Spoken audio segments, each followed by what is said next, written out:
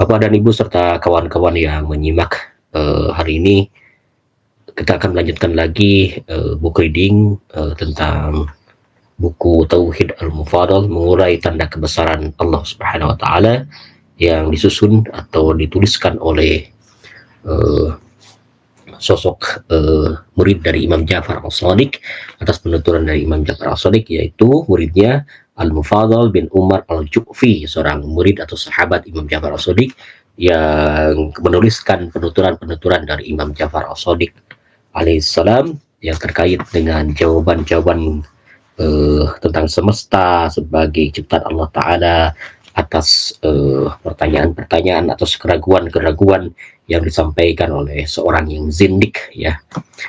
Ibnu Jauzi itu yang seorang yang zindik, yang ateis, yang mempertanyakan tentang uh, keberadaan Tuhan dalam konteks semesta ini.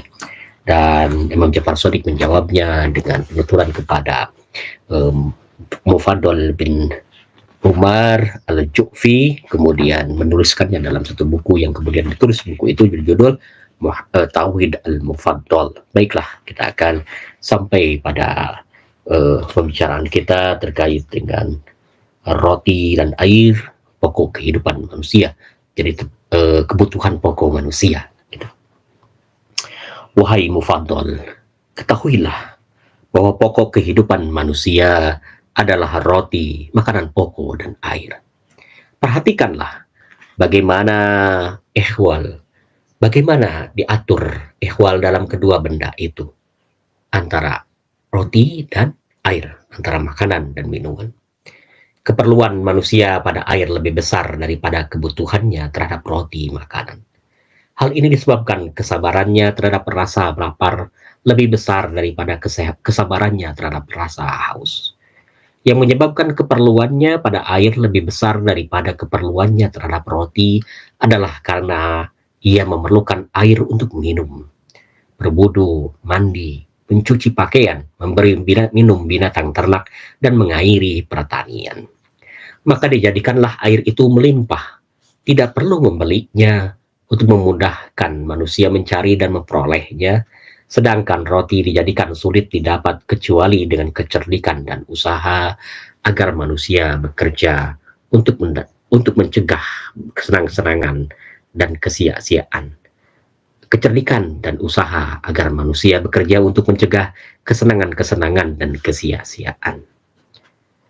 Tidakkah engkau perhatikan bahwa anak dibawa kepada pendidik, ia adalah anak yang belum sempurna dirinya untuk menerima pengajaran. Hal itu dilakukan untuk mencegahnya dari permainan dan menyia-nyiakan hidupnya yang kadang-kadang tidak berguna dan sangat tidak disukai keluarganya, sehingga akan membahayakan bagi dirinya dan bagi orang-orang yang dekat dengannya. Perhatikanlah orang yang menggelimang dalam kesenangan hidup dan kemewahan, serta apa akibat yang diterimanya. Pada bagian ini, Imam Ja'far As-Shadiq menyampaikan pada kita tentang kebutuhan pokok manusia. Sebetulnya hanya bertumpu pada dua, yaitu makanan dan minuman, roti dan air. Roti dalam konteks terdahulu adalah kebutuhan pokok, makanan pokok yang ada pada di konteks Madinah mungkin Imam Ja'far As-Shadiq. Kemudian air juga kita ketahui yang sifatnya universal, dimanapun berada kita memerlukan air. Nah, kebutuhan terhadap air dibanding makanan itu lebih besar. Bahkan kalau tidak ada air, kemungkinan kita akan mati.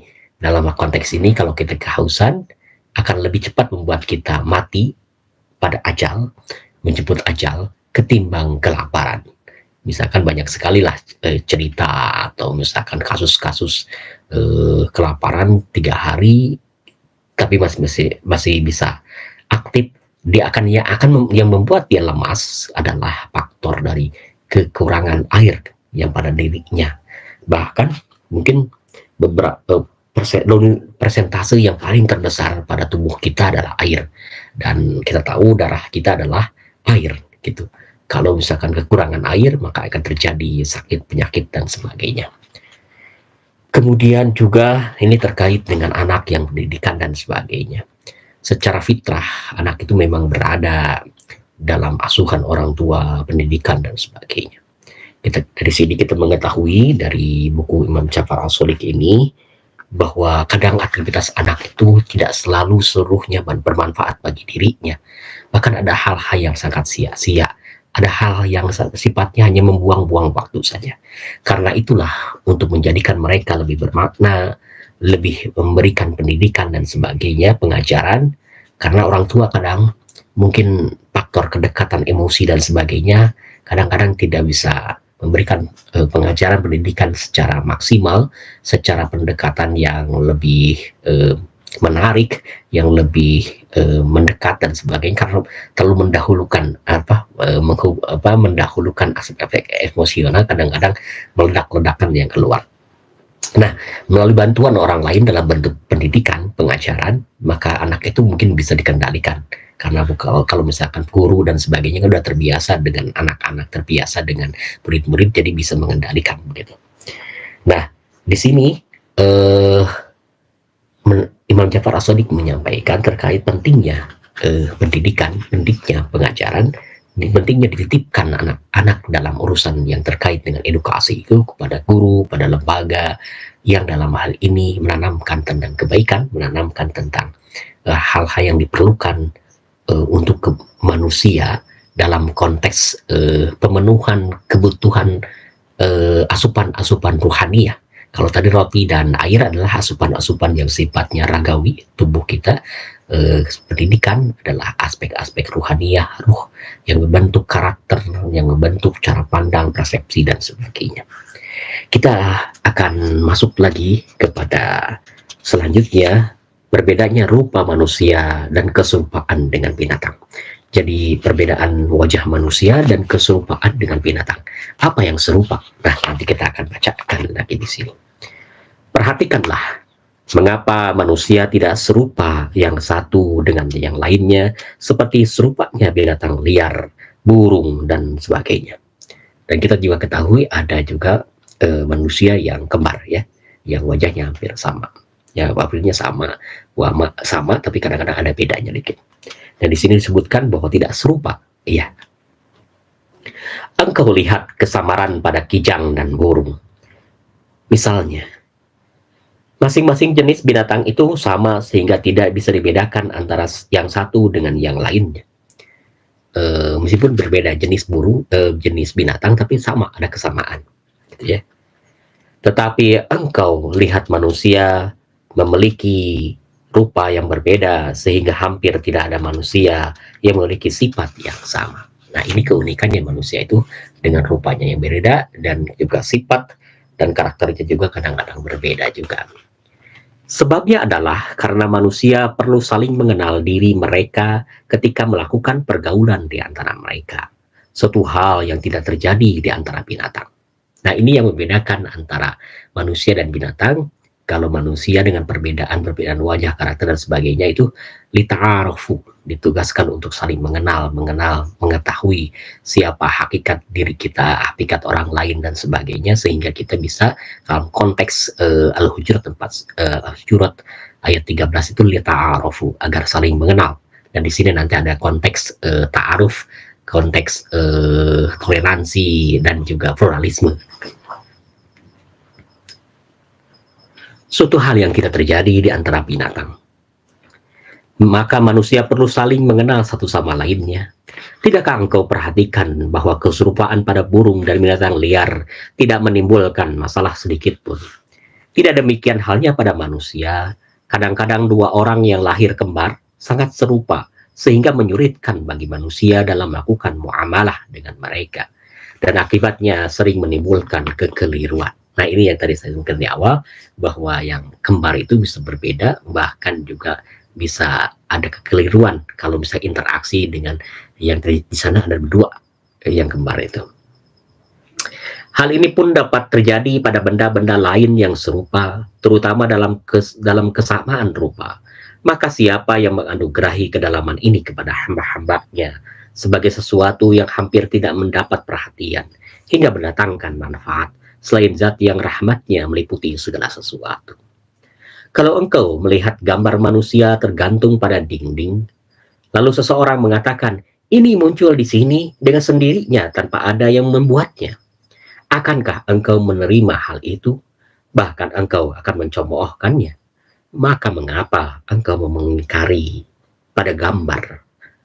Mengapa engkau mengingkari ini pada gambar, tetapi tidakkah engkau mengingkari manusia yang hidup dan berpikir? Nah, di sini kita ketahui bahwa ini adalah jawaban kepada uh, tokoh yang tadi kita sebut sebagai tokoh Nahriyun Tais, yaitu Ibnu Abi Al-Auza, bahwa Imam Ja'far As-Shadiq menyampaikan jawaban tentang adanya pencipta di alam semesta ini dengan analogi yang cukup menarik, cukup simpel, yaitu kalau engkau melihat gambar manusia tergantung pada dinding, lalu seseorang mengatakan ini muncul di sini dengan sendirinya tanpa ada yang membuatnya, akankah engkau menerima hal itu? Nah, kata Imam Jassari, tidak mungkin menerima hal itu, karena sudah pasti yang menempelkan, kemudian yang memasang, kemudian yang memilihkan gambarnya itu ada orang yang melakukannya. Dan penciptaan alam semesta ini, dengan kata lain, penciptaan alam semesta ini tentang kebutuhan manusia akan roti dan air, kemudian keserupaan yang kembar yang tidak bisa terpisahkan, kemudian binatang dan sebagainya, alam semesta, dan semuanya itu pasti ada yang mengadakannya. Pasti ada di balik yang kuasa di balik itu. Ada yang menggerakkan, ada yang penggerak utama, menjadikan air itu ada, kemudian bahan-bahan untuk roti itu ada, dan sebagainya. Meskipun nanti ada proses pertumbuhan atau pengaliran pencarian air dan sebagainya, itu bagian dari usaha ikhtiar. Tetapi yang mengadakannya itu siapa? Nah, kembali lagi kepada ilahi, bahwa Allah Subhanahu wa Ta'ala yang sebetulnya mengadakan kehadiran kita, kehadiran semesta, dan segala hal yang terkait dengan alam bumi semesta alam ini. Inna lillahi wa inna ilaihi raji'un. Bahwa sesungguhnya kita kembali pada Allah Ta'ala, artinya asal muasalnya jelas-jelas dari Allah Ta'ala. Dan konsep kreasionis di sini, filsafat kreasionis di sini, dan berjalan seiring dengan evolusionis. Tuhan yang mengadakan yang pertama, kemudian kita yang melakukan ciptaan-ciptaan, kreasi-kreasi tersendiri, sehingga pemenuhan kebutuhan kita didasarkan adalah inovasi kita, ikhtiar kita, dan aktivitas kita. Wassalamualaikum warahmatullahi wabarakatuh. Walhamdulillah rabbil alamin.